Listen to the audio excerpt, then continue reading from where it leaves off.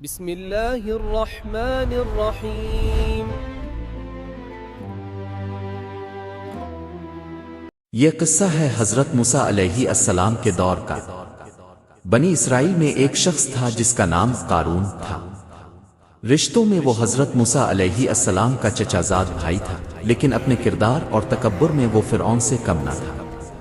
اللہ نے قارون کو آزمانے کے لیے بے تحاشا دولت سے نوازا تھا۔ اس کے پاس سونے چاندی اور ہیرے جواہرات کے اتنے بڑے خزانے تھے کہ قرآن پاک میں اللہ فرماتا ہے، اس کے خزانوں کی صرف چابیاں اٹھانا بھی ایک طاقتور جماعت پر بھاری پڑتا تھا۔ سوچئے جب چابیاں اتنی بھاری تھی تو خزانہ کتنا بڑا ہوگا۔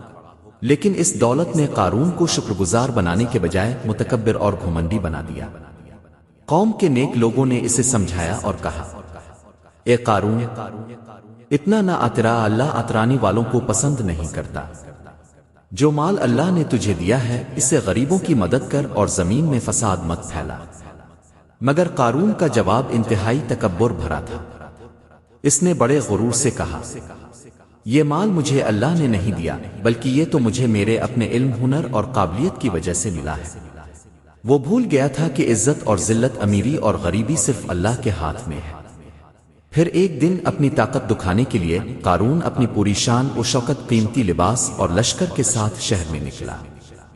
اس کا ٹھاٹ باٹ دیکھ کر دنیا پرست لوگ آہیں بھرنے لگے اور کہنے لگے، کاش ہمارے پاس بھی وہ سب کچھ ہوتا جو قارون کو ملا ہے، یہ تو بڑا ہی قسمت والا ہے۔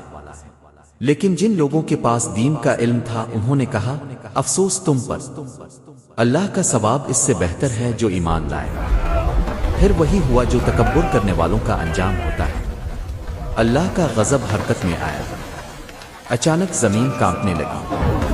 ابھی لوگ دیکھ ہی رہے تھے کہ زمین ہلی، اور قارون کو، اس کے عالیشان محل کو اور اس کے سارے خزانوں کو اپنے اندر نگل گیا۔ وہ چیختا رہا، مدد کے لیے پکارتا رہا، لیکن نہ اس کا پیسہ کام آیا، نہ اس کے نوکر چاکر۔ زمین اسے زندہ نگل گئی۔ کل جو لوگ اس کی دولت دیکھ کر رشک کر رہے تھے، آج اس کا انجام دیکھ کر توبہ کرنے لگے اور کہنے لگے، شکر ہے اللہ کا کہ اس نے ہمیں بچا لیا اور قارون جیسا نہیں بنایا، بے شک کافر کبھی کامیاب نہیں ہوتے۔ دوستو، قارون کا یہ انجام قیامت تک آنے والے انسانوں کے لیے ایک عبرت ہے کہ تکبر کا سر ہمیشہ نیچا ہوتا ہے۔ Thanks for watching. Please like, subscribe and share.